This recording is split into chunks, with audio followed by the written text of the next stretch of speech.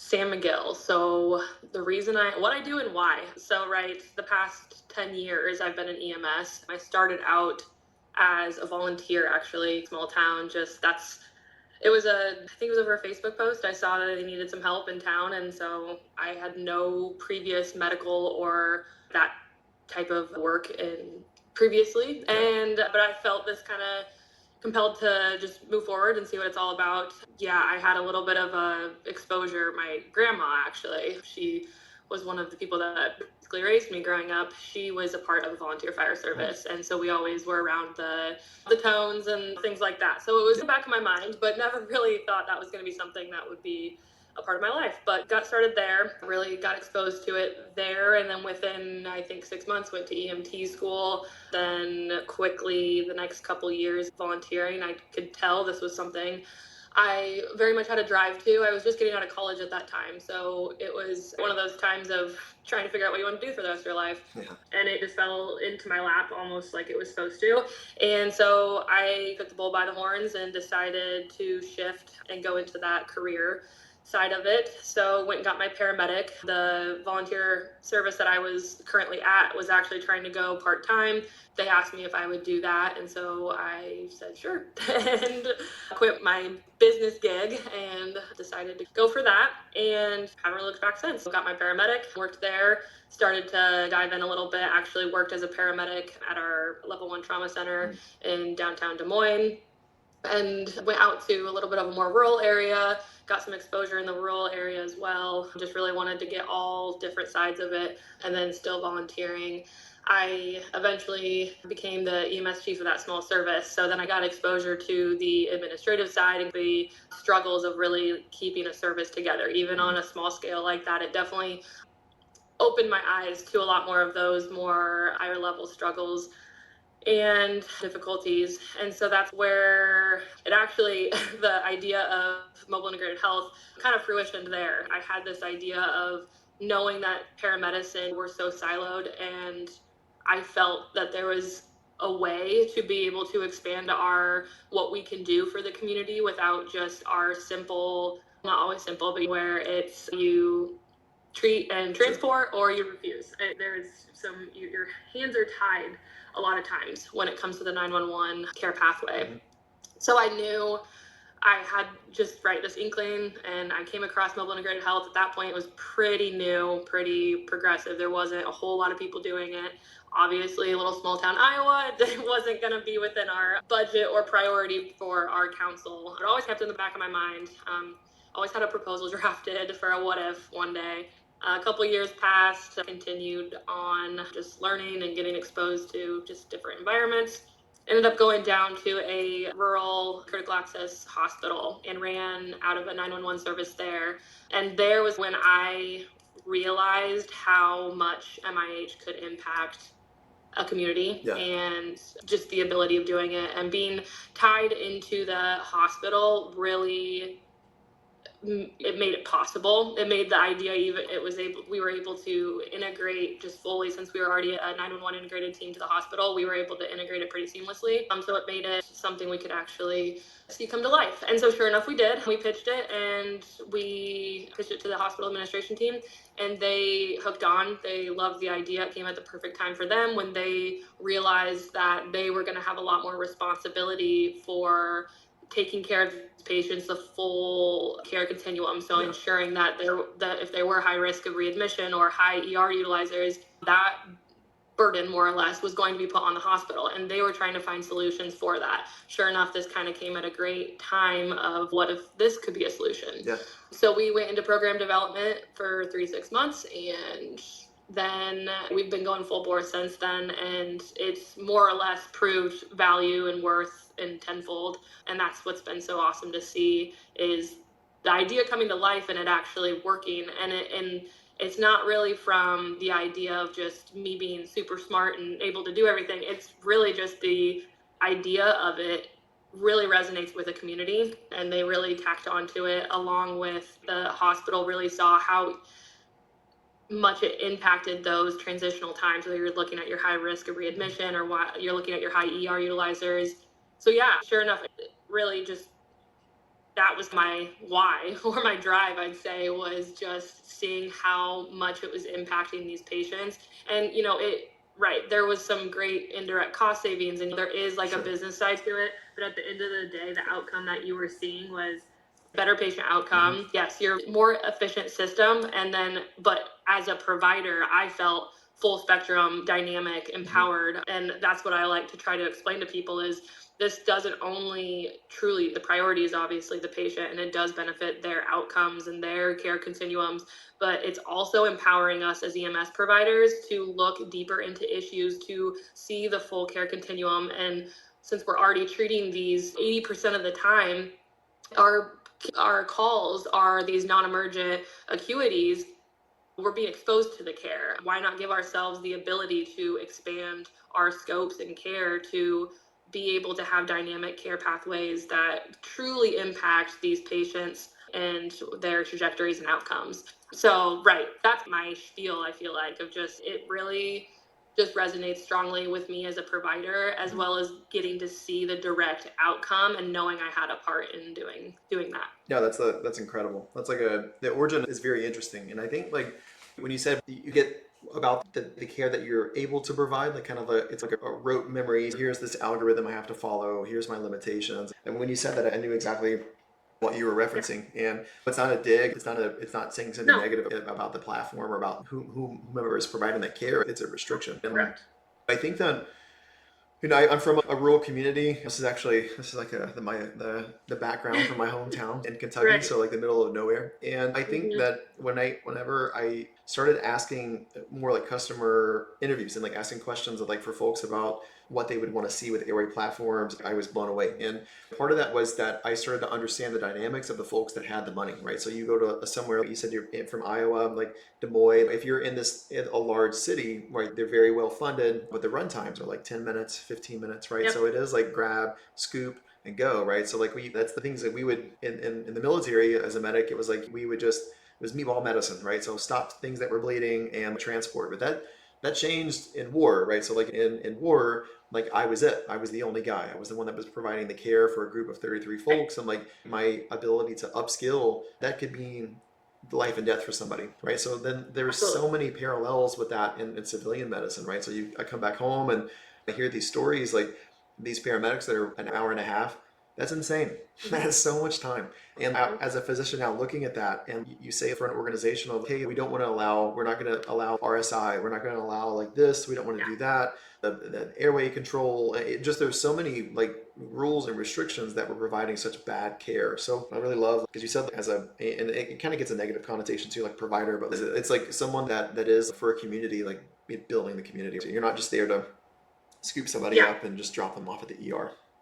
I think there's so many layers to this, and I think that's what's overwhelming to me sometimes, is trying to explain not only the benefit of what MIH is doing for the future, but why it's so important to these providers, and advocating for these providers that do sit, and even I would argue metro medics, right? We talk a lot about, you were saying, the quick transport times and things like that. And what's the point of having them be dynamic advanced providers? And you get this argument a lot, but I think at the end of the day, it's because these providers that you're seeing, whether rural or metro, are your first hand medical trusted professionals getting to these patients, and their perspective and their their care, everything is the first impact of that patient's care continuum pathway. And that shouldn't be held lightly. It's also underutilized. I think with the disconnect between EMS and the rest of healthcare, just how EMS was brought up into existence has created such a divide in that care continuum. And unfortunately, that's where patients can fall through the cracks, more or less. And secondly, you touched on rural. And I am one to attest to this, going from, and Des Moines is not even a big metro. It is still your rural of metros, but going from even the Des Moines area to rural Iowa, seeing the disparities and truly lack of dynamic resources in those environments, and to watch providers, and when I say providers, I mean anyone within the care of those patients, to get creative and to always have best interest of the patient's outcome and high quality of care in mind is incredible. And I think that's where all my motivation came from, was watching these people. They put away their ego or the strict lines of the hierarchy, I should say. Sure. We have down where I work physicians working alongside paramedics, using the full scope and full dynamic measure and challenging, I think, each other of, we are the only people here. We have to do this. Now, I'm not saying that paramedics are providers or clinicians of advanced nature like a doctor, but what I am saying is it's really cool to see it be used truly as a team and not in your more traditional hierarchical healthcare system. And so I think that's really where MIH came into play, was we have providers down there that just, they know the impact of allowing these paramedics to go more into a non-emergent setting, how much that can help close those gaps that we see and they see for the care of their patients. And it was never about ego. It was never about letting paramedics play doctor or anything like that. It was truly always in the best interest of this patient. And I think that's why it's worked so well down there, is because it's always come from a creative team mindset.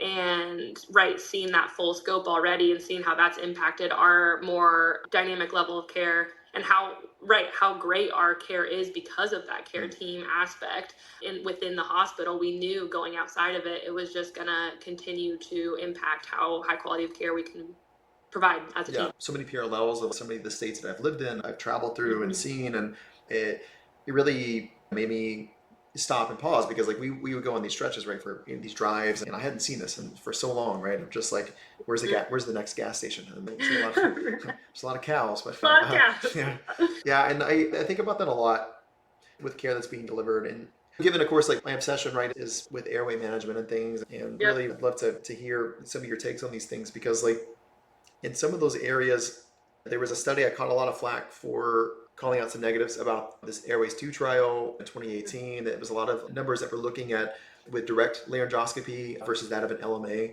I, as a medic in the Army, I used the LMAs. I've intubated, and then I also went through the whole continuum of, I went through EMT school, and then after that, going out and becoming a physician, and et cetera, et cetera. So I've seen it. I've seen the gamut. And it blew my mind when I got out of training to see that whole autonomy was removed. People were like, oh, we're just doing LMAs. Even in Afghanistan, in 2008, there was a lot of questions about the utility of such out in the field. We had the King LT that we were using, So now it's iGels, or everybody. We use iGel in the hospital. We were trained on those in the OR and things too, but the OR is not an ambulance. And then the OR is, I go through, there's so much work that goes, So pre-round the day before, when's the last time you had something to eat or drink? Let me make sure that your dentures are out. And all these things. I'm and overseas, I didn't get to ask someone that just got shot, hey, when's the last time you got to eat or drink something? So then you have this environment where an LMA gets placed, I would feel, inappropriately. And there's times that I think those airways should be controlled. They were saying, is that actually truly a definitive airway? Now, I think by the books they say yes, but then I run these codes. I get these patients that come in from EMS, and I know they wanted to do more. There was things that could have been done. So I get in, I take a look, I instantly, every code, remove the LMAs, I intubate, and I find things, So you see the clots, you see the food, you see the stuff that has prevented someone from oxygenating, So they're brain dead, So it just, to me, it kills me. So I think about those long transport times. And I'm just curious of what your thought, what your take, what your experience has been like.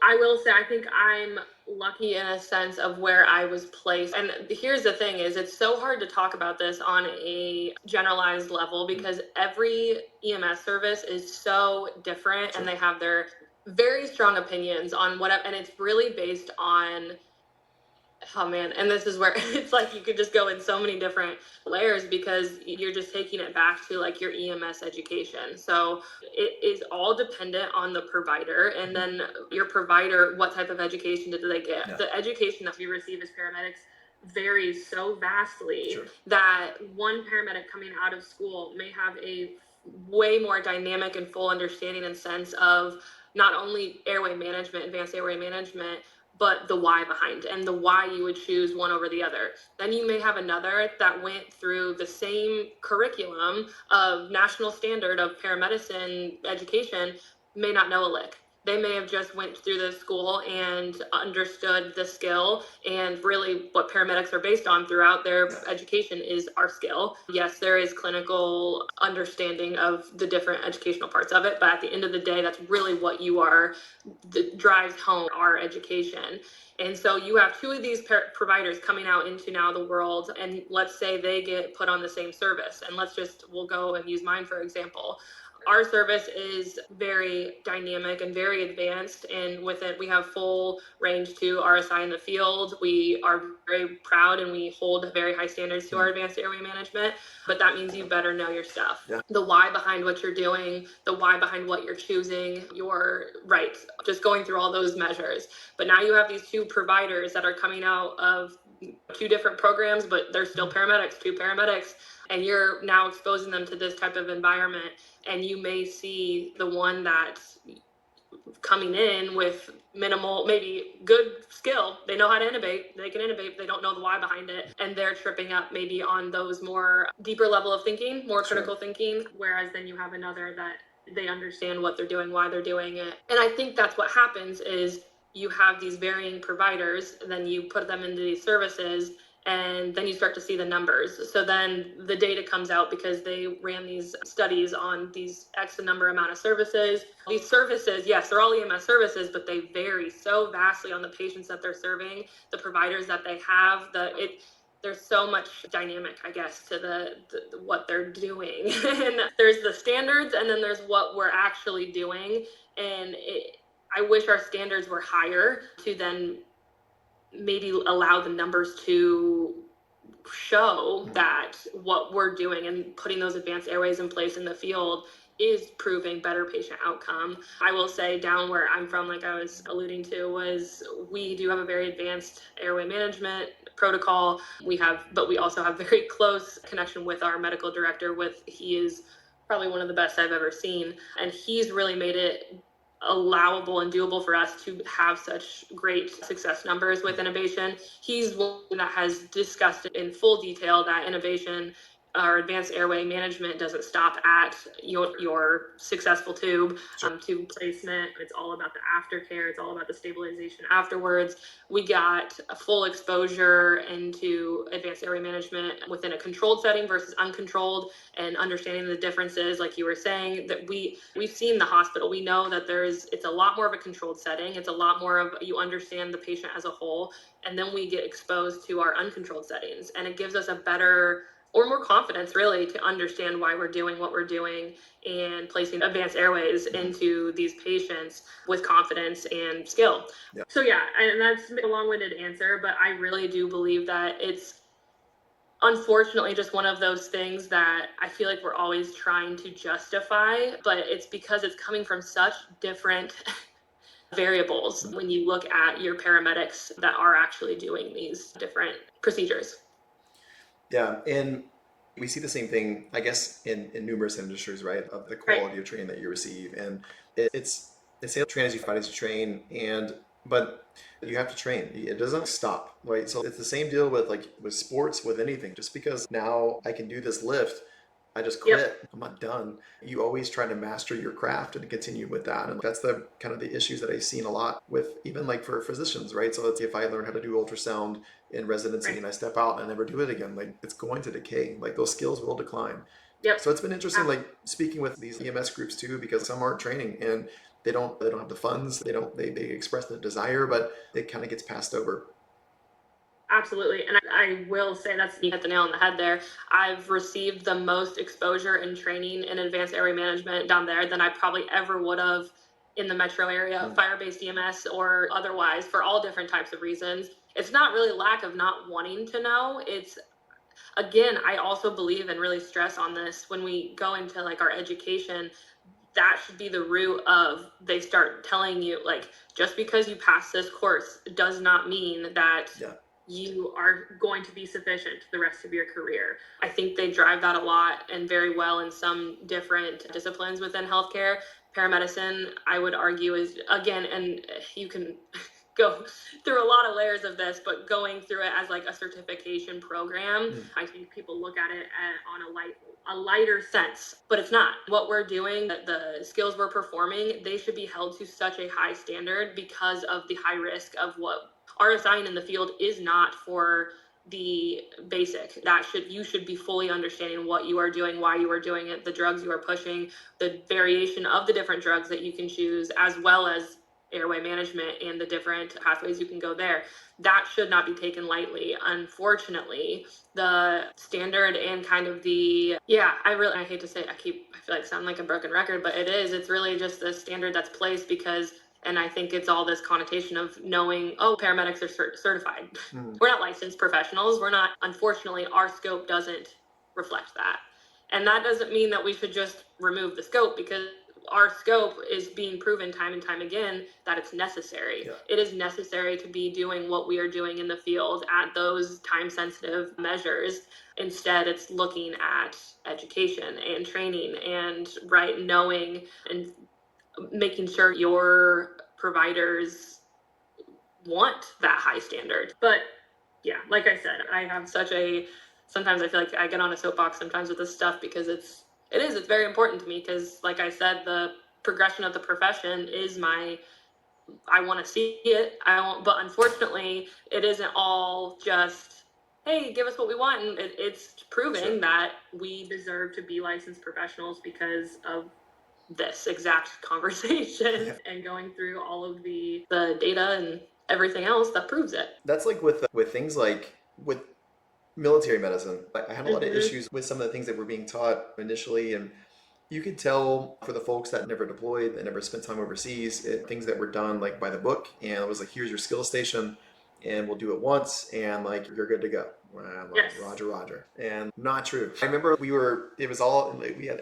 a giant area in Fort Sam Houston, and it was just outdoors. They were showing us like cravats, like how to like put on tourniquets, right? Like with sticks and stuff. And I remember like doing it. I was like, man, this seems like hokey. And at the time I'm like 18. So I'm like, I don't know about this. But what was cool is I got to be like one of the first iterations that went through their high fidelity simulation lab. And this is like 2006. And I'm so grateful to the taxpayers, to the U.S. Army for this, because it definitely saved lives. It was crazy. Like they had mannequins that would like bleed, and like their extremities would go everywhere. So they played this like really loud, like heavy metal music. They're firing blanks, and you run into this room and you're applying tourniquets. I'm like, oh shit, blood is slippery, and it's really hard to like, put tourniquets on. Oh, yeah. And then, like, you were touching so much. Yes, sorry, I don't mean to interrupt, but the context of the environments we're going in versus what you're taught. It does not match. Yeah. And even when we're talking about our civilian side, and you'll hear all sorts of arguments of, gosh, yeah, I even said it, where it's, 80% of what you do is non-emergent. It's correct. But 20%, even those 80%, so let's just even talk, so that 20%, 10%, whatever you want to call it in your area, of the true emergency, high impact, high risk situations you're put in, that you'll need 100% of your training and then some. You'll need the exposure before you go into that environment to do the best that you can do, because of, like you were saying, all of the extra, almost non-clinical, more environmental and maybe socioeconomical situations that are happening. Those are the things you're not prepared for, and those are the things that will mess up your train of thought. Like I thought I knew how my why behind advanced airway, I thought I knew it like the back of my hand, but you weren't exposed in the different settings. And then we can even take this into the non-emergent side.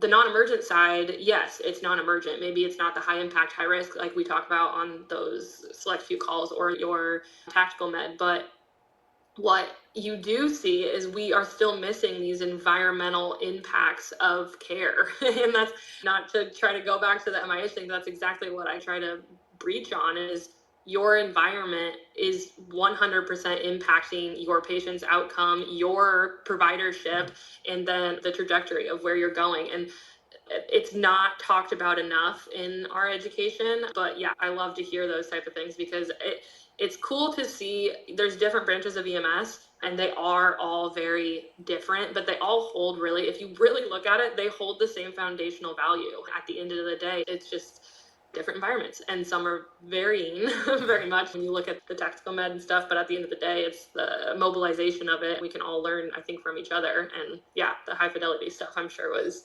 very useful when it comes to that. I got in some trouble when I came back from overseas. I was teaching like combat lifesavers and stuff and showing medics how to do things. But I'm like, okay, we're not going to be like in this like schoolhouse. We're not going to be inside a lecture. Like we're going to go outside and like this moulage. I'm going to scream and yell. I'm going to simulate things of real life situations because sure, if I sit down with a pen and paper, if I sit down in a skills lab with my buddies, I'm just smoking and joking. Like I'm sure I can go through these. I can go through the HABCs. I can do those things and recall them and I can apply the stuff. But it's another thing when someone's screaming. It's another thing when someone's bleeding. It's another thing like whenever you get that adrenaline, like that rush, so that whole dump that happens and you feel it. You start to shake and people don't expect that. They're like, oh, like I'm John Wick. My heart rate's going to go down. It's not. Right, you're gonna come into this weird aura of oh, now I'm gonna no. Like you have to put yourself in that situation, and if you're not training like that, I promise you, you're gonna fail. You're gonna go out and you're gonna fall flat on your face, and you've ultimately hurt someone. At the end of the day, like it really is that the onus does fall on an individual. Yeah, so I don't think it's talked about enough, and I'm glad there's someone that's out there like leading that charge too, and like bringing that in a full continuum, right? Because it's not.